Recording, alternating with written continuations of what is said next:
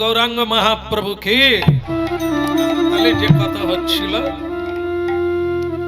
সেটা হচ্ছে ভগবত তত্ত্ব কি জানা যায় শ্রবণের দ্বারা। শ্রীমদ্ ভাগবত তার প্রমাণ। শ্রবণের মহাজন হচ্ছে মহারাজ পরীক্ষিত,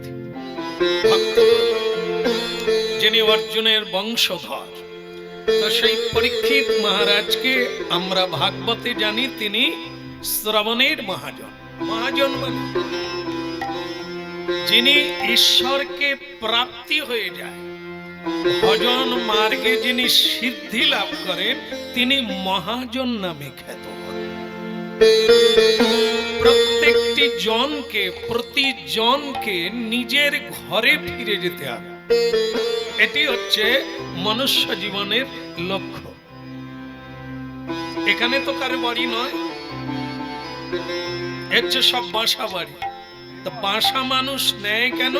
কর্মের জন্য, কর্ম সাধন করার জন্য। এই প্রতিটি মানুষ হচ্ছে কর্মভুক। কর্ম অনুসারে জন্ম প্রাপ্তি হয়েছে, কর্ম অনুসারেই সুখী, কর্ম অনুসারে দুঃখী।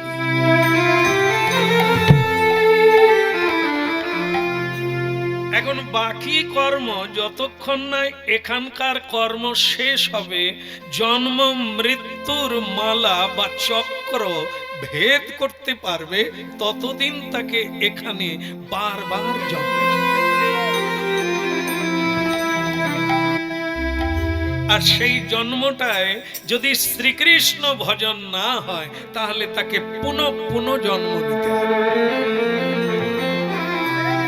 এই হচ্ছে মহাপ্রভুর হরি নামের বিশেষত্ব। মানুষ জানতে পারবে যে আমি কে, কোথা থেকে এলাম, আবার কোথায় যাব। এই আজকে আপনারা একটি উপলক্ষে হরিনাম শুনছেন, গৃহস্বামী এই ব্যবস্থাপনা করেছেন, সেটা হচ্ছে জন্মদিন উপলক্ষে। কারণ আমরা সব সময় কিছু করি কোনো কারণ ছাড়া কিছু করি না। এই কেউ মরে গেলে শ্রাদ্ধের দিনে কীর্তন হয়, কেউ গয়া গেলে একটু কীর্তন করে দিয়ে আসতে হয়। হ্যাঁ, তা আমরা জানি এরকম অনুষ্ঠান ছাড়া কীর্তন হয় না। কারো বাবা মরে গেল, মা মরে গেল, একটু হরিনামের দরকার হয়। এগুলি হচ্ছে ভ্রান্তি বিলাস। ভ্রান্তি মানে ভুল জানা, জানা নেই, ভগবানের কথা শোনে না, ভক্তের সঙ্গ করে না, তাই তারা জানে যে কোনো অনুষ্ঠান ব্যতি রেখে হরিনাম হয় না। কিন্তু জীব নিত্য কৃষ্ণ দাস, তাহা ভুলি গেলা। মানুষের পরিচয় কি? সে কৃষ্ণের দাস। যদি তাই হয়, তাহলে কৃষ্ণ দাসের কর্তব্য কি? সর্বদা নিত্য শ্রীকৃষ্ণ ভজন।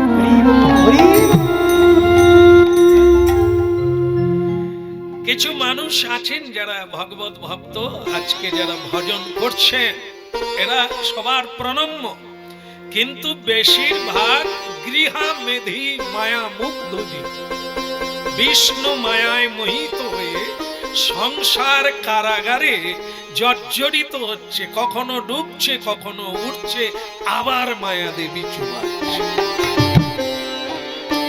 এইভাবে কৃষ্ণ বৈমুখী জন পুনঃ জন্ম নেয়, বারবার জন্ম নেয় মায়ার সংসারে, কিন্তু সে মায়া পাশ মুক্ত হতে পারে না। কেন পারে না? যতক্ষণ না শ্রীকৃষ্ণ ভজন করবে, মায়া মুক্ত হওয়ার। এই জন্য স্বয়ং ভগবান শ্রী গৌরাঙ্গ মহাপ্রভু কলিকালে হরিনাম নিয়ে এলেন। হরিনামে কি হবে? প্রথমত চেত দর্পণ মার্জনং ভব মহাদবাগ্নি নির্বাণ।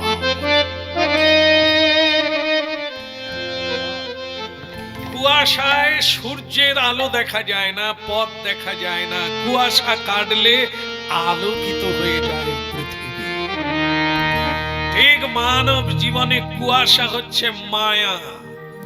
মায়া কুয়াশা করে জীবকে ঢেকে রেখেছে, পথও দেখতে পায় না, আলো দেখতে পায়। মামে বজে প্রপদ্যন্তে মায়া মেতং তরন্তিতে। যে আমাকে প্রণাম করে তদ বৃদ্ধি প্রণিপাতেন, সকালবেলা উঠে যে আমাকে প্রণাম করে, যে আমার চরণে শরণাগতি হয়, আমি তার মায়া মুক্ত করে দিই, তাকে মায়া পাশ থেকে মুক্ত করে বিমল ভাগবত আনন্দ দান করি, এমনকি বৈকুণ্ঠ।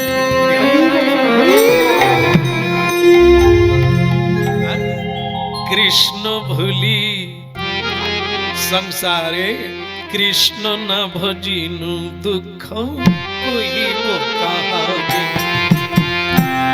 কৃষ্ণ না ভজিনু দুঃখ কহিব কাহাকে।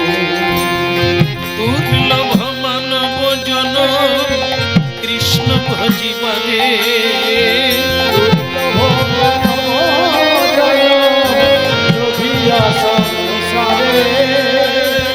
দুর্লভ মানব জন লোভিয়া সংসারে,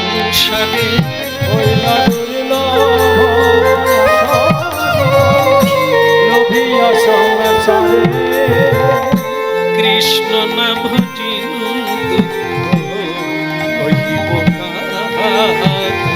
কৃষ্ণ না ভজিনু দুঃখ, আমি কৃষ্ণ না ভজিনু দুঃখ কহিব কাহাকে। কৃষ্ণ না ভজিনু দুঃখ কহিব কাহাকে। সংসারে সংসারে করি মিছে গেল সংসার সংসার করি মিছে গেল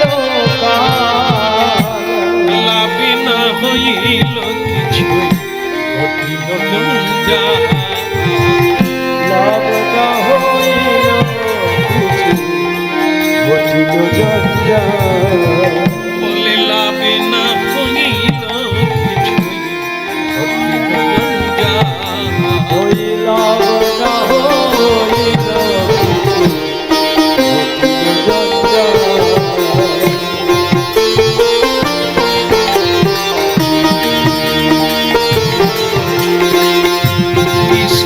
সংসারে ছায়া বাজে না,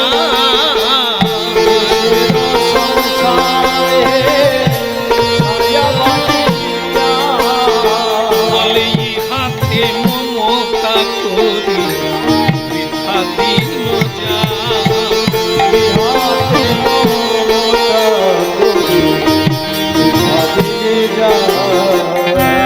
এতে পতনে হলে কি রবে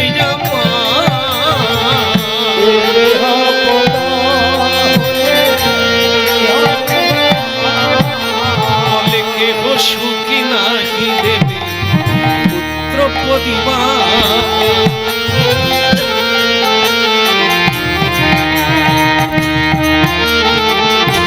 কেহ সুখী নাহি দেবে পুত্র পরিবার।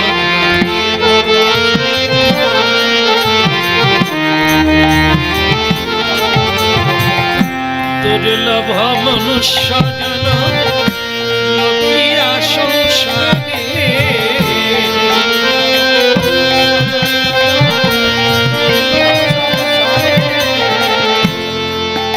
রাধা মাধব কি। আচ্ছা আচ্ছা, সংসারকে অনেকে বর্ণনা করেন সংসার কারাগার, আপনারা কি বলেন? আপনারা কি মানেন সংসার? আপনারা কোথায় আছেন? সংসারে আছেন না বাইরে আছেন? বাইরে আছেন না, সংসারে নেই। এই মুহূর্তে না এখানে হরিনাম শেষ হইলে কেউ কোথায় যাবে? কারাগারেই ঢুকে যাবে। আচ্ছা আচ্ছা, মানে পুলিশ আপনাদের পাহারা দিয়ে এখানে এনেছেন, হরিনাম হলে আবার আমার কারাগারে ঢুকে বলে তাই। যাই হোক, বাবারা ভক্ত ভজন করেন, মানে ভজনীয় ভক্তগণ, এনারা বলছেন যে আমরা কারাগারে আছি। তো এটাকে কারাগার বলা কি ঠিক হবে? আপনারা তিলক দিয়েছেন, মালা পরেছেন, তুলসী দেন ভগবানের চরণে, নামের মালা জপ করেন, তা আপনারা কি কারাগারে আছেন? কারাগারে তো তারা থাকবে যারা অপরাধী, যারা মায়া মুগ্ধ জীব, শ্রীকৃষ্ণ ভজন করে না, বিধিতে চলে না, আইন লঙ্ঘন যারা করে, কারাগারে তারা থাকে। তো কারাগার না। দেখুন নরোত্তম দাস ঠাকুর কি সুন্দর কীর্তন গাইয়াছেন, কি কৃষ্ণ ভজিবার তবে বলা ঠিক হবে কি? কোথায় এলাম কৃষ্ণ ভজনের জন্য? কারাগারে কি সংসারে। কৃষ্ণ ভজিবার তবে সংসারে যাইলা,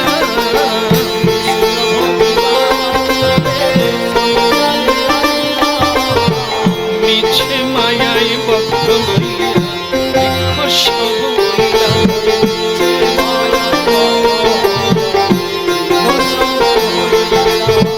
এখন ফলে রূপে পুত্র কন্যা তালি বাহি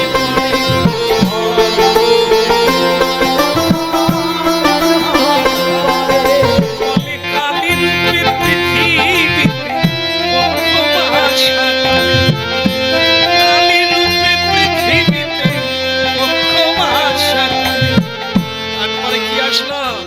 তাহলে এটা কি আসলো? কৃষ্ণ ভজিবারি সংসারে যাই।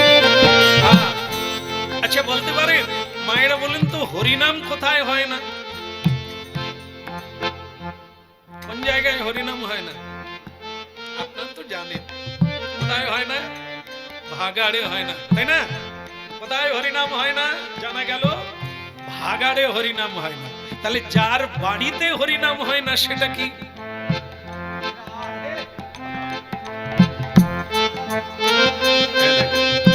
আমাদেরই কথায় আমরাই ঠিক হয়ে গেলাম। তাহলে হরিনাম যেখানে হয় সেটা ভাগাড় নয়। হরিনাম যেখানে হয় না, হরি সংকীর্তন, হরি ভক্তের যেখানে পদার্পণ হয় না, সেই জায়গাটা ভাগাড়। তাহলে একটা সংসারে কৃষ্ণ ভজন হচ্ছে, ওই সংসারটা তপবন, ওই সংসারটা বৃন্দাবন, ওই সংসারটা নদিয়া নবদ্বীপ। যে সংসারে হরি ভজন হয় না ওই তো কারাগার, ওই তো নরক গুলজা। ভোরবেলা উঠতে হয়, ভোর 4টায় উঠে মানুষ মাত্রে করবে, বাবাজি মাতাজি না। এই যারা বাবাজি হয়ে গেছেন, মাতাজি হয়ে গেছেন, এরা ভোর 4টায় উঠে ভগবানের আরতি করবে, মঙ্গল আরতি না, মানুষ মাত্রে করবে। নর নারী মাত্রই ভোর 4টায় উঠে মঙ্গল আরতিতে যোগ দেবে, ভগবানকে দর্শন করবে, ভগবানকে সকালবেলা প্রাতঃশিরসে শুক্লাব্জে প্রণাম করবে। যে ব্যক্তি করে না সে মায়ামুগ্ধ, সেই সঙ্গে আছে সারে না। সং মানে সাজা, সার মানে যার ক্ষয় নাই, ক্ষয়ে যেটুকু আছে আর ক্ষয়বে না, আর লয় হবে না, আর হারিয়ে যাবে না, পুড়ে যাবে না, এর নাম সার। যেটা অসার চলে গেছে, সারটাই থেকে গেছে, এর নাম সার। সংসারে দুটো জিনিস, একটা সাজা আর একটা সার। সাজা কোনটা? এই আমার স্ত্রী, আমার স্বামী, আমার পুত্র, আমার বাড়ি, এগুলো হচ্ছে সং। সেজেছি, ছিল না, হয়েছে, আবার থাকবে। আর এই সংসারে ঋষি মুনি মহাপুরুষ মহান্ত গোসাই সংসারে ভজন করে গোসাই হয়েছে। এই সংসারে ভজন করে তিনি বৃন্দাবনের বৈষ্ণব হয়েছে। কৃষ্ণ প্রাপ্তি হয়েছে সংসারে। তো সেটা কাদের জন্য? যেখানে আপনি জানবেন যে চামচিকে, হ্যাঁ, এই চামচিকের মলমূত্র অত্যন্ত দুর্গন্ধদায়ক। আমাদেরও ঘরে আছে, হ্যাঁ, 6টা করে চামচিকে আছে। সেই 6টা চামচিকে হচ্ছে কাম, ক্রোধ, লোভ, মোহ আর মাৎসর্য। এটা আমাদের শরীরে আছে, সংসারে নয়। তা আমরা সেটার ব্যবহার করি। এই জন্য আমার হৃদয়, আমার চিত্ত, আমার মন দুর্গন্ধে ভরে আছে। দুর্বাসনা নিগড়িতস্য, তাই আমি বাঁধা, আমি শিকলে বাঁধা। আমি বুঝতে পারি না আমি জীব জন্তুর মতো জীবন যাপন করছি। এই হচ্ছে কৃষ্ণহীন সংসার, ভজনহীন সংসার। ভজনহীন জীবন হচ্ছে এই কাম ক্রোধের দাস। আর যে সংসারে শ্রীকৃষ্ণ ভজন হয়, ভোর 4টা থেকে শুরু হয়, ভগবানকে ভোগ লাগিয়ে প্রসাদ পায়, সন্ধেবেলা সন্ধে আরতি করে ভগবানের সেবা দান করে। এ সংসারের নাম হচ্ছে তপবন বা শ্রীকৃষ্ণের সংসার। যে সংসারে সকালবেলা আসনে বসে গুরু মন্ত্র জপ করে না, ইষ্ট মন্ত্র জপ করে না, ওটা কি? ও তো ভাগা, ও তো নরকুলটা। ওখানে মানে কি বলে, জীবন্তে মরা। বেঁচে আছে বটে, বেঁচে নাই। সব সময় মায়ার কষাঘাতে জর্জরিত। তারা কারা? ফল রূপে, কি যেন বলল, আমি বলিনি, সেই ভালো। কত দেব দেবীর মন্দিরে আরাধনা, কত জায়গায় মানসিক করা, হ্যাঁ, একটা ছেলে দাও। সেই ছেলে যখন মা বাবাকে মারা শুরু করে দিয়েছে, গালাগালি শুরু করে দিয়েছে, এবার বলে ভগবান তুমি কি জিনিস দিলে? বলে না, ভগবান কোনদিন দেন না, তুমি চাইলে দেন। যে যথামান প্রপত্ত। ওটা কৃষ্ণের সংসার নয়, ওটা হচ্ছে সকাম, নিজের সুখের জন্য এটা দাও ওটা দাও, ভগবানের কাছেই প্রার্থনা। একে বলা হয় সকাম, নিজের সুখের জন্য। আর যে সংসারে আরতি কীর্তন হয়, ভগবানের সেবা হয়, সেটা হলো ভগবানের সুখের জন্য। ওই সংসারটার নাম হচ্ছে কৃষ্ণের সংসার। এই হরিনাম শোনার তাৎপর্যটা কি? যাতে আমরা পরিবর্তন করতে পারি। জায়গার দোষ নয়, দোষ তো মানবে। তোমার সংসারটা কি ভালো, তুমি তবু কীর্তন করতে পারো, জপ ধ্যান। আমার সংসারে না, কেউ এগুলো পছন্দ করে না, আমার ভালো লাগে না। এ সংসার নয়, এ কারাগার, এ নরকুলজার। এখানে কেউ থাকে না, এখানে সাধু কোনোদিন থাকে না। ফুল গাছ কে লাগায়? মানুষ লাগায় না ভগবান লাগায়? মানুষ লাগায়। ফুল গাছ লাগালে কি হবে? বাগান হবে, বৃন্দাবন। তুলসী গাছ লাগালে কি হবে? বৃন্দাবন হবে। সেটা লাগাবে কে? তুমি। হারামের নাম হারাম। লোকে যেন নিন্দা না করে, সকলে যেন আমার কথা মেনে নেয়। হতভাগা, তুমি নিজে তো একজন মহামূর্খ। তুমি গুরু মানো না, গুরুর বাক্য মানো না। মা বাবাকে এতদিন প্রণাম করো, গুরুজনদের সম্মান করো না। তুমি কি প্রহ্লাদ মহারাজ হয়ে গেছো? কর্মফল ভোগ করো।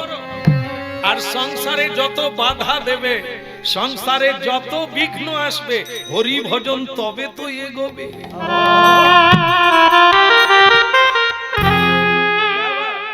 প্রহ্লাদ মহারাজকে আগুনে ফেলে দিল, তোমাকে কি তোমার সংসারের লোক আগুনে ফেলেছে? এই জন্য ভাগবত কথা, কৃষ্ণ কথা শুনতে হবে, মাঝে মাঝে শুনতে হবে, নালে জং ছাড়বে না। আর আমরা বুঝতে পারবো না কোথায় আছি কোথায় যাব, কেন বা এলাম কেন বা যাব। এই তত্ত্বটা তো জানা নাই। শুধু অর্থ লোভে ছুটছে, সুখ পাবে শান্তি পাবে, আজ পর্যন্ত কেউ পেল না। সুখ আর শান্তি কখনো ভোগে হয় না, যেটা হয় সেটা ত্যাগে।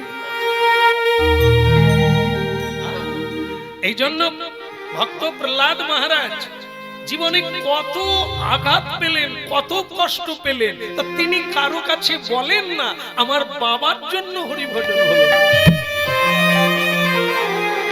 শুনতে হবে, তিনি কারো কাছে বলেন না যে আমার বাবা খুব নিষ্ঠুর, তাকে বহুবার মারার চেষ্টা করলো প্রহ্লাদ মহারাজ, কিন্তু তাতেও তিনি বেঁচে আছেন শ্রীকৃষ্ণ কীর্তনের দ্বারা, তার বিশ্বাসের দ্বারা, ঈশ্বরের দ্বারা।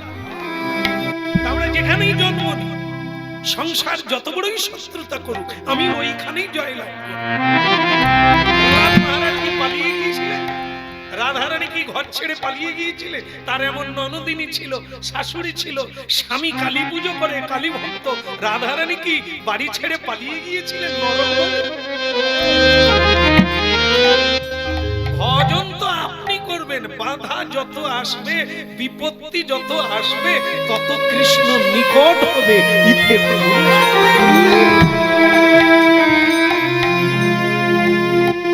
এমন দুর্লভ মানব পাইয়া কি করো ভাবনা দেখো,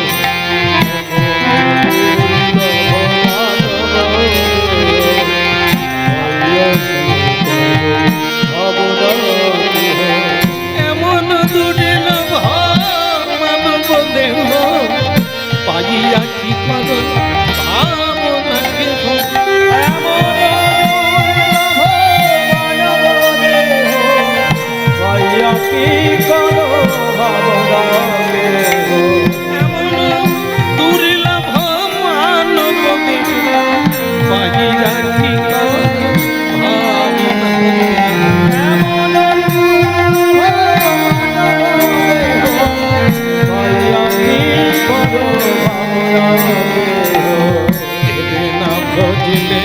যশোদা সুত চরণে পড়িবে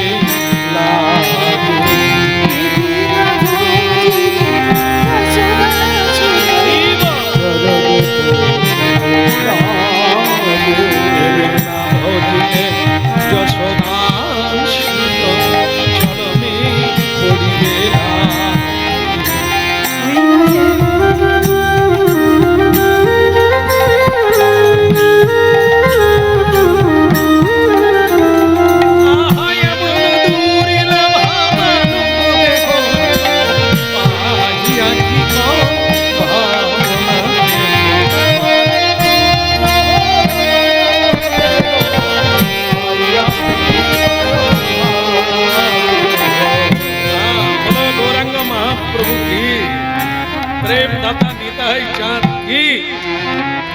আজকে আমরা ওই কথাটা শুনি, অনাদির আদি ভগবান কৃষ্ণ, তার জন্মস্থান কোথায়?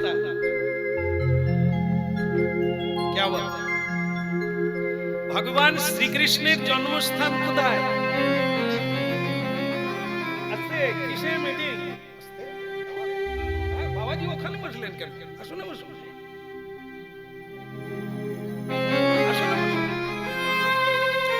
বলো রাধা রানী কি?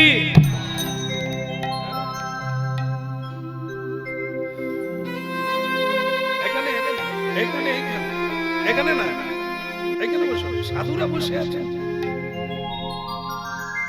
হ্যাঁ, এটা হচ্ছে পরীক্ষিত মহারাজ, ওটায় বসবে, এটা সুখদেব গোস্বামী বসে আছে।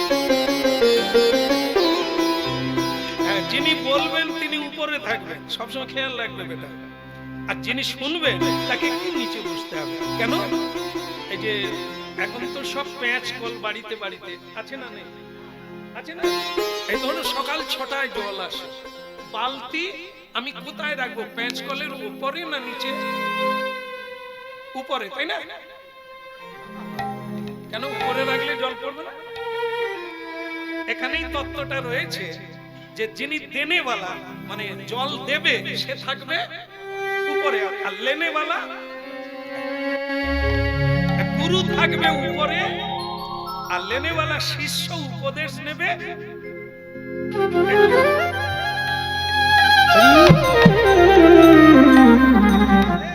রাবণ যখন মরে যায়, মানে মরেনি, ভগবান রামচন্দ্র তাকে তীরবিদ্ধ করে দিয়েছেন আর সে মাটিতে পড়ে গেছে। সেই সময় রাবণ ভগবান রামচন্দ্র কিরকম উপদেশ দিচ্ছে, লক্ষ্মণ ভাইয়া লক্ষ্মণ বলিয়ে প্রভু, তো বলে তুমি এই রাবণের কাছ থেকে কিছু ধর্ম উপদেশ নিয়ে নাও, ও বেটা মরে যাবে, জীবনে যা সঞ্চয় করেছে তুমি ওর কাছ থেকে অভিজ্ঞতাটা নিয়ে নাও। দাদা চির শত্রু আজকে মরে গেলে একটু আনন্দ করব, আর আপনি সেই সময় আমাকে তার কাছে উপদেশ নিতে হবে।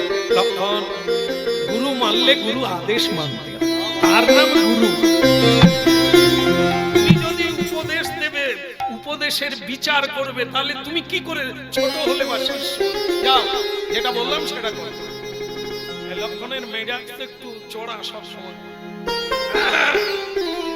রাবণ যন্ত্রণায় ছটফট করছে, গড়াগড়ি করছে, আর সেই সময় লক্ষ্মণ গিয়ে তার মাথা গড়ায় গিয়ে বলছে, লঙ্কাধীশ রাবণ কে? আমি লক্ষ্মণ। কি চাই?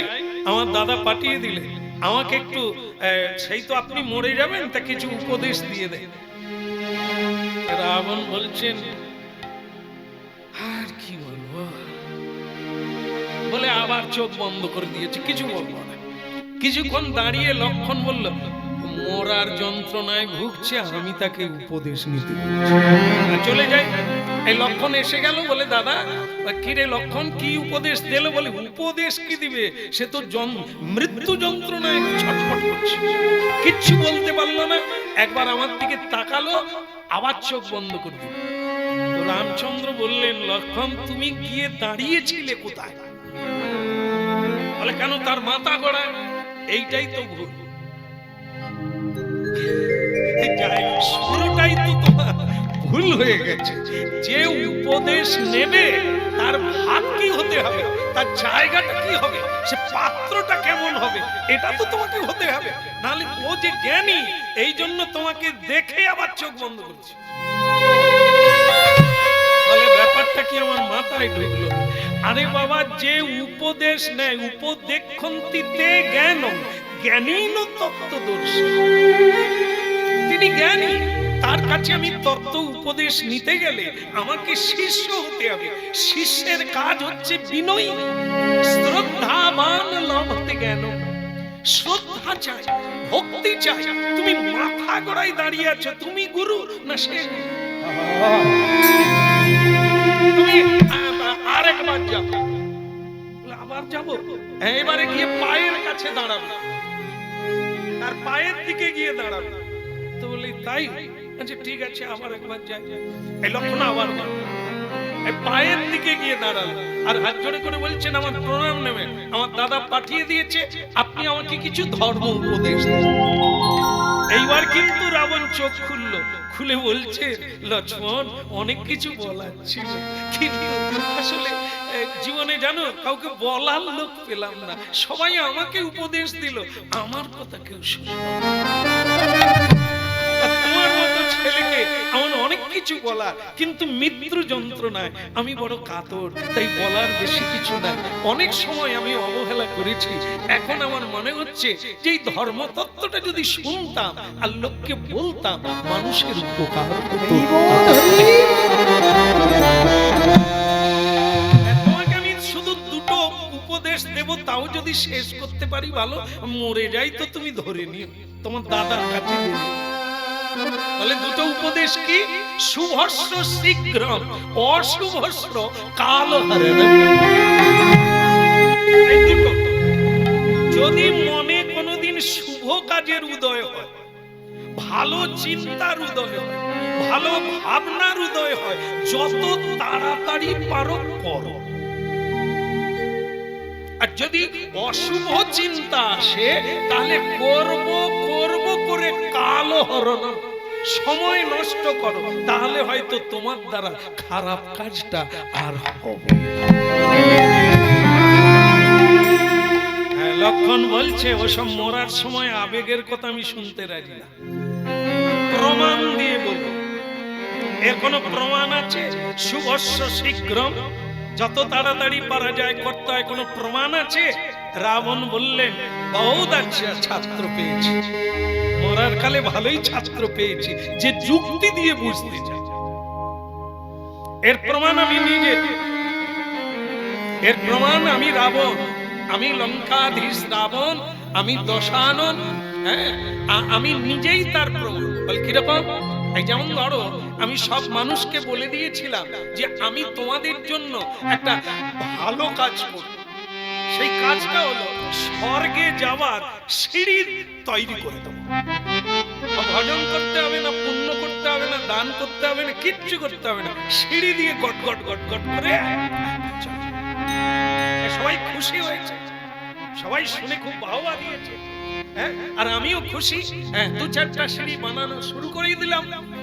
তখনই বিপদ হলো, এই রাম রাবণের যুদ্ধ শুরু হলো।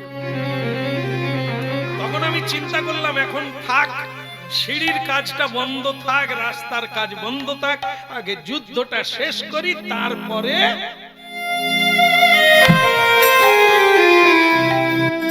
হ্যাঁ মানুষ যদি এই তত্ত্বটা জানতে পারতো জীবনে অনেক উন্নতি করতে পারত। लक्ष्मण जी मैं तो वही हो गया, এই ভালো কাজ ছেড়ে দিলাম, একটা মেয়েকে চুরি করে এনেছি, তার স্বামীর সঙ্গে যুদ্ধ করে তার বউটাকে আমার আয়ত্তে রাখতে, কি ভিন্ন কাজ। এই পৃথিবীতে সবচাইতে কলঙ্কযুক্ত কর্ম হলো পরস্ত্রী হরণ, যেটা আমি করব। আমার ভাই বিভীষণ আমাকে অনেক ধর্ম উপদেশ দিয়েছিল আমার কল্যাণের জন্য, আমি মানি, তাকে লাথি মেরে তাড়িয়ে। এখন তার মানে বুঝতে পেরেছি কত বড় অন্যায় করেছে। ওটাই করতে গেলাম, ভালো কাজটা বন্ধ করে দিলাম। আরে সেই করতে গিয়ে যে রাবণ কোনোদিন ঘোড়া ছাড়া চলে না, মাটিতে হাঁটে না, যে রাবণ সে তো ফেন দীপ্ত, খুব সুন্দর বিছানা ছাড়া কোনোদিন বিশ্রাম করে না, তার এই উঁচু মাথা কোনোদিন বালিশ ছাড়া থাকে না। আজ সেই রাবণ এই সমুদ্র তীরে মাটিতে শুয়ে আছে।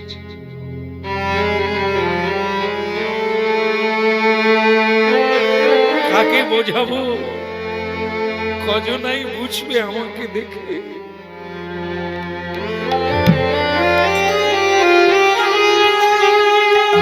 হলো না, মানুষের কল্যাণের জন্য সিঁড়ি বানানো হলো না। বিদায়, চিরবিদায় ধুলার ধরণী, নিজের মৃত্যু নিজেই ডেকে আনলাম অন্যায় কর্মের দ্বারা, লোভের দ্বারা। আজ আমার উঁচু মাথা মাটিতে নেমে গেল। লক্ষণ, এই জন্য শুভস্য শীঘ্র,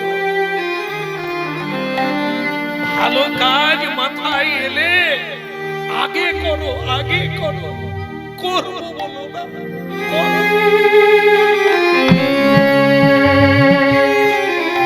কারো যদি সাধ জাগে দীক্ষা নেব, গুরু চরণাশ্রয় করব, করবো বলো না, করো। আগামীকাল তোমার জীবনে কোন যুদ্ধ অপেক্ষা করছে তুমি জানো না।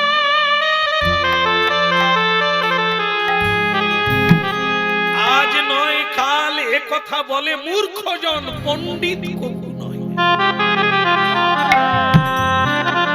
শুভস্য শীঘ্র, হরিনাম করব, ব্রজধাম যাত্রা করব, বাড়িতে সাধু সেবা দেব, এখুনি করো। অমুক মাসে নয়, অমুক দিনে নয়, এই বৎসরে নয়, এখুনি করো, কারণ কাল তোমার জীবন উলট পালট করে দেবে।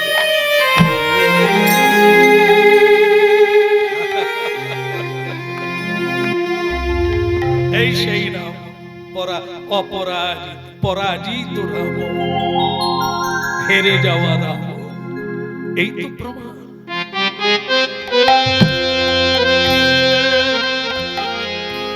তাহলে আরেকটা প্রমাণ, এই যে অশুভস্র কাল হরণ, ঠিক বলেছে লক্ষ্মণ, যেটা অশুভ কাজ আজকে যেটা মনে হচ্ছে খুবই ভালো, কিন্তু তোমার পরিণাম অন্ধকার, চোখের জলে ভাসবে, তোমার দুঃখের মেঘ সেজে আছে।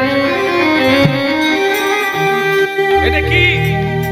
ওই যেদিন আমার বোন শূর্পণখা, ওই মেয়েটা সীতাকে পঞ্চবটী বনে দেখে এসে আমাকে বলল, দাদা মেয়েটি অপূর্ব দেখতে, তোমার পাশে মানাবে ভালো।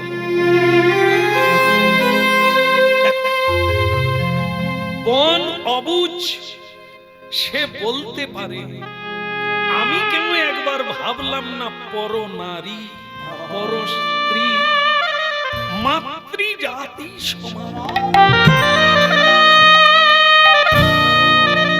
কেন চিন্তা করলাম না? লোভে ব্যাকুল হয়ে পড়লাম, তাড়াতাড়ি করলাম, ভাবলাম না এর পরিণাম কি হবে। তাই সীতা মাকে চুরি করতে গেলাম যোগীর বেশ ধারণ,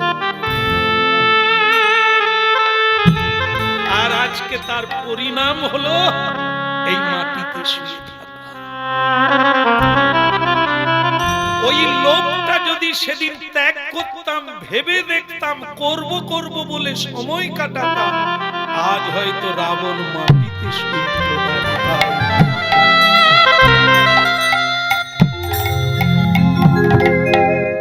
ধ্যান দিয়ে শোনো, হে, জীবন পরিবর্তন করে দেবে, তোমার জীবন পরিবর্তন করে দেবে যদি তুমি শোনো। যে শুনবে তা। আজকে রাবণের মৃত্যু হয়েছে ত্রেতা যুগে, কিন্তু কলিকালেও তো কম রাবণ নাই। হ্যাঁ, কলিকালে তো দুঃশাসন দুর্যোধনের অভাব নাই। শুনতে হবে মহাপ্রভুর এই হরিনাম, শোনার লাগে লাগে বলেই তো এনেছে। এই জন্য লক্ষ্য, আর পারছি না, আর পারছি না, বড্ড যন্ত্রণা। এখন শুধু ইষ্ট মন্ত্র জপ করতে চাই, আর কথা বলার ইচ্ছে। এই দুটো যদি কেউ মনে রাখে জীবনে, অনেক অনেক বড় হবে, তার কাছে দেবতা পৌঁছাতে পারে। শুভস্য শীঘ্রম অশুভস্য কাল। বলো না আমারে ভুলিতে তাহারে, সুধা মাখা কৃষ্ণ নাম। বলো না আমারে ভুলিতে তাহারে, সুধা মাখা হরি নাম। বলো না ভুলিতে তাহারে, সুধা মাখা কৃষ্ণ নাম।